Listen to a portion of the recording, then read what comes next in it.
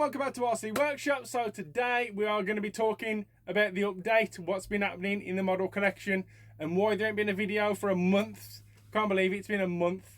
I've actually started up my own business, so I'm really busy and focused on that at the moment.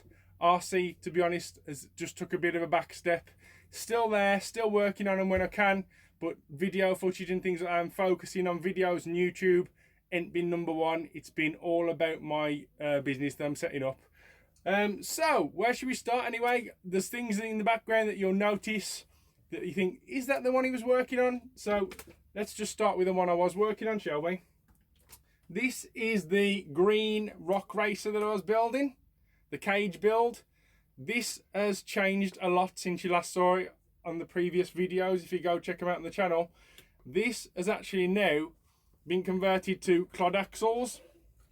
So we got two clodbuster axles back and front on there, original big huge clodbuster wheels, mounted the servo up front there, and basically I've built them onto this chassis and it looks like an absolute beast. It's huge. Look at the inside. That's my hand. Look at how big it is. Absolutely huge, guys. All I gotta do is drop the speed control in that and the radio gear, find a place for the battery, and it's literally going to be ready to rock. I don't know what it is exactly. You could say it's a clodbuster cage build or something, but it looks mean, whatever it is. Like I say, when all these lights are on as well, when I've figured out what I'm going to do with this back window, I might put a black panel there. But this is a real nice piece of kit, guys. It's looking good and it's taking shape. It shouldn't take long to get that running now. But as you'll notice, the axles are a lot smaller than what was on there. The axles that was on there before had a centre gearbox. They were Maverick Scout axles, and you're limited to like what wheels and that you can put on there. So you ask, what has happened to that and why has this happened? Well, what I've actually done is purchased a cage build, another one. There you go. That cage is a real nice work of art, I'm telling you guys. So it's got a hinge at the front with like a bonnet that lifts up, that's magnetic as well. I've put the 2-speed RC 4-wheel drive gearbox in there as well, so we got 2-speed. Everything works really nice on this, guys. The shocks are plush and it all just fits together. Everything that I was building on that fits straight into that frame. Literally all I had to do was adjust a few of the links, but there you go. I've even kept the wheel extensions on there as well. Again, I don't know, what should we call this? Should we call it a crawler? I mean, it has got some real nice articulation on there as well. I could do really mounting that servo somewhere else because that does slim down the articulation on the front. We've still got some articulation, as you can see, but on the back, like I say, that is absolutely mad. Would you call it a rock racer? Would you call it a crawler? Or just some sort of scaler? You know, this thing's also going to bounce up and over rocks. And the 2-speed transmission is beautiful in there. Like, that's already got a servo on there as well. So you change that from the remote.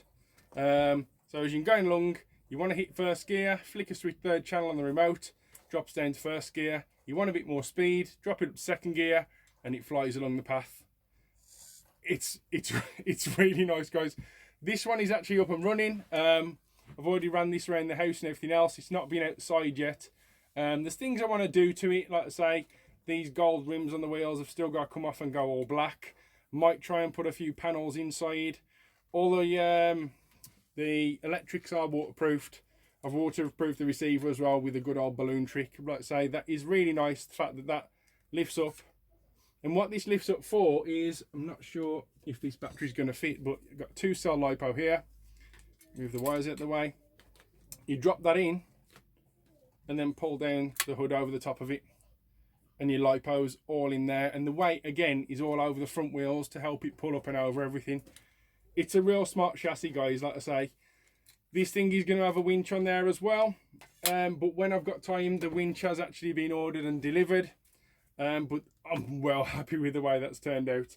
And as well, to be honest, this was just pure accident the way this one turned out, but this also turned out to look like a beast. So I got 2 cars for the price of one, really. Stripped this one down a little bit, built it back up with the clod axles, but then built this beast at the same time. Really, really happy with it all, guys. Like I say, I've got models brand new in the box sitting on the shelf ready to do reviews on. Like I say, it's just a little bit hectic at the moment trying to find the time to put some YouTube videos on. Also, you'll notice here behind me is Project Mad Bull Overkill.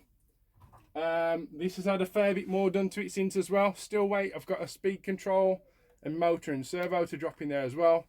But as you can see, all the decals have already been fitted both sides as well now. It's hard to believe that is a Mad Bull, really. It's crazy. It'd be interesting to see how that's going to work out as well.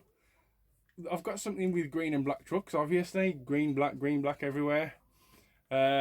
Just a really good looking colour. I was going to do Kawasaki vinyls on there, but I decided to just call it Mad Bull Overkill. That looks real plush, guys. Really smart. All the oversized hexes still on there as well. Huge 1/8 scale shocks are still on there. Everything's all working nicely on there as well. There you go. Let's say drop a speed control in there. I've even got a high-tech servo in there. Actually, I ain't even got to put a servo in it. Drop a speed control motor and receiver in there, and this could be ripping down the streets. As well as that, I've got to glue the tyres onto the rims. So there you go, guys. Just a little update for you and what I've been up to. Like I say, I am still loving RC, just short on time for it at the moment. I will have some running videos shortly. What I'll do is try and get out the weekend. I'll run a few trucks, few videos and segment them so I can drop one out every couple of weeks. Try and get ahead on my recording for my videos so I can keep up the 2 weekly thing. I don't like going a month without putting a video on.